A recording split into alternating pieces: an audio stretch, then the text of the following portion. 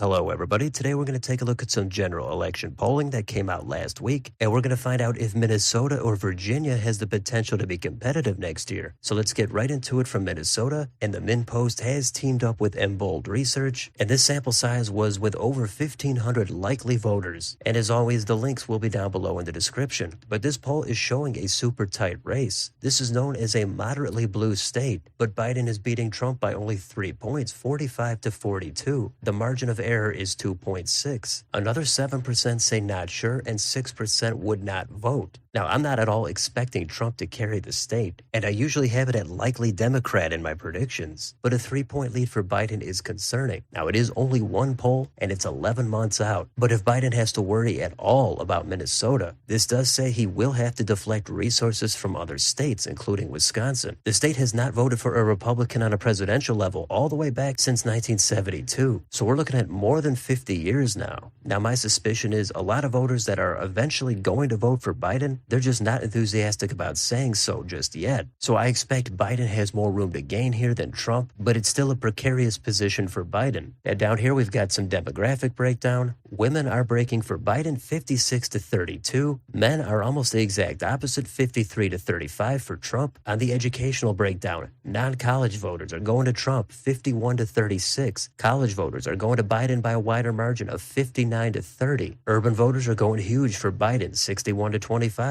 The key suburban bloc is also going for Biden by 10, 49 to 39. As expected, the rural vote breaks hard for Trump, 58 to 32. This mentions an age gap. 18 to 34-year-olds go to Biden, 47 to 34. And it doesn't say the number here, but Biden has an edge among voters 65 and older. So Biden's base support seems to be down, but theoretically all he has to do is fire them back up a little bit, get him to turn out, and as long as he doesn't completely implode and forget about the state, he should be able to carry it next year. How about the right track, wrong track for the state of Minnesota? 48 say right direction, 52 say wrong track. Nationally, 20% say right direction, and a massive 80% say wrong track. That is another sore spot for Biden. We've got favorability ratings here. Trump's very favorables are a little bit higher, 21 to 15. The very unfavorables are similar. Trump at 51, Biden 49. And there's a little bit more on here if you want to take a look at the GOP primary. Not much to say about that. Trump with a commanding lead. So there's some interesting dynamics here in Minnesota. Maybe this is a one-off, maybe it's not. But let's switch over to 538 and take a look at this pollster's reputation. So Embold Research is apparently part of Change Research.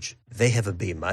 If we go down here, we could take a look at their bias. On a glance, it does seem like there's a lot more dots here on the left side, which means they're overestimating Democrats. And you could highlight any one of these dots to get the specific race and poll. But the most recent polls on here were from 2020. And like with most pollsters, they've got a couple of hits, but there are a lot of misses on here. Some of these are even into double digits, which is pretty bad. And most of these, but not all of them, do underestimate Republican support back in 2020. So feel free to look through these. But since we're talking about Minnesota, we could go all the way down here and see how they did. And their last poll from mid-October actually slightly underestimated Joe Biden. They had him at 5, he got it by 7.1. So Minnesota was one of their better states in 2020. Doesn't mean it's going to be close next time, but last time, at least in that state, they did a pretty good job. So a quick presidential refresher on Minnesota. Here's the 2016 election. This was much closer than expected. Trump actually almost won the state. Hillary Clinton won by only about 1.5. She got 46.4. Trump 44.9. So some people expected Minnesota to be on the table in 2020. Maybe it could flip next time. But if we go to that election, it wasn't really that close. Biden won it by about 7. Now notice Trump, he's at 45.3. That is actually more than what he got in 2016. The difference, the third-party support plummeted, and that pretty much all went to Biden. That's how he vastly outperformed Hillary Clinton. And if we look ahead to next year, there's a few polls out from this year, including the one we just looked at. Biden is ahead, but it's way too far out to take this seriously. It could easily be a 4 or 5-way race, and we got to see how these campaigns shape up. But I do have a community tab poll out asking which way Minnesota is going to trend, so vote in that if you haven't done so. I think this is an interesting state. It's a Democratic stronghold in a sense, but Hillary Clinton let her guard down in 2016. Trump almost came out of nowhere and won it. So could that happen again? Yeah, it's possible. But I think Biden would have to go out of his way to lose it. But maybe this turns into a sleeper race. We're going to see what happens. But the Democrats cannot take Minnesota for granted. red. So that's Minnesota. How about another similarly blue state, Virginia? Here's another recent Roanoke College poll. They sampled 686 adults. It's not likely or even registered voters, so you might not take it seriously. You could always find some reason to knock a poll. Maybe you're critical of how they got their responses. Most people seem to love polling when they're ahead. They tend to want to forget about it when they're behind, so take it with somewhat of a grain of salt, but at the same time, I would not completely disregard it. So what are they telling us in Virginia? Well, we've got Governor Glenn Youngkin. He's at a 52% approval rating. Joe Biden significantly worse at 37. In the state itself, 43% say things are on the wrong track. Nationally, much higher again, 74% say things are going the wrong way. Now, the favorability ratings, which are separate from the job approval ratings, they have Glenn Youngkin at 50% favorable, 39 unfavorable. Joe Biden is at 39% favorable, and Donald Trump a little bit lower at 33%. Again, they do talk about the GOP primary. I'm not going to get into that on this video, but of course, Trump does have a commanding lead. Now, how about the head-to-head matchup between Biden and Trump? Well, Biden is ahead by 48 to 44, and they go on to single out independents. Those are being split evenly, 46% both for Biden and Trump. Also, 45% of voters say they would consider voting for an independent candidate. 53% say they would not. And then further down, they talk about the issues for Virginia and nationally, and they even talk about political anxiety amongst each party. So this is another state that Biden should pretty much have in the bag. I think he still does have it in the bag, but if the election were today, I don't think he would win it by a safe margin. The state has been blue since 2008. Trump almost made it interesting in 2016, but the DC suburbs, Northern Virginia, I think that's the big thing that keeps this from being super competitive. So this poll is from Roanoke College. Again, you might have criticisms with how they get their responses. All I can do is present the data and say that this is just one poll. Don't put everything into it, but don't completely disregard it. So how about this pollster? Let's get back onto 538 and take a look at the reputation of Roanoke College. So we'll scroll down just a bit to see their accuracy. Again, there's more dots on the left side, so they're overestimating Democrats, underestimating Republicans. But how did they do recently? Well, they've got 2020 on here. In the Senate race, they overestimated Mark Warner by about 4. Not great, but not too terrible. How about for president? They had Biden at 11. He won by 10.1. That is a great poll, under a 1% error. Back in 2017 for governor, that one they overestimated Republicans by 9 points. That's not a good poll. And how about back in 2016 for president? Their final poll from that election, they do have 2 of them on here. I'm guessing one of them might be a 2-way race, one of them might be a 4-way race, but they overestimated Clinton's support by about 2 to 4 points. So let's go back to Wikipedia and take a look at 2016. That one, Clinton won by almost 5.5 points. She didn't hit 50%, she got 49.7. Trump, 44.4. A lot of dark red counties in the western part of the state. So Trump was not expected to win that, but I remember he did have a big lead on election day. Then once the vote from Northern Virginia came in, then it finally flipped and Clinton took the lead. So how about 4 years later? Well, here's 2020, and this was a 10-point margin for Joe Biden. He cleared 54% of the vote, but look at Trump. His vote share barely dropped. He was at 44.4. He's only down to 44. So again, that third-party vote played a role in Biden's increase in support. If we look ahead to next year, there are a few polls out here. We've got the recent one we just looked at, and similar to Minnesota, Biden is ahead in all of these. And I don't really expect the state to be competitive, but if there is a lack of enthusiasm for Biden and 2 or 3 other candidates on the ballot, they could eat into Biden's support more than Trump's. If Republicans won either one of these states, then the election would be completely over and it would be a landslide for Trump. I don't expect it to happen, but like always, I gotta say it's not impossible. These are moderately blue states. It's not California or Vermont where Republicans have zero chance to flip anything, but it's all about the margins. Biden might have to put resources even into Virginia. At least as of right now, things could always change. In 6 months, Biden could be looking a lot stronger and maybe it doesn't matter, but this is where things are at right now. So let me know in the comments. What do you think about any of these polls? Do you completely disregard them, or do you think they have some merit? And which state do you think is going to be more competitive? Let me know your thoughts down below. On your way out, don't forget to like, share, and subscribe. Join or donate if you'd like to support the channel. Thanks for watching, and I'll see you on the next video.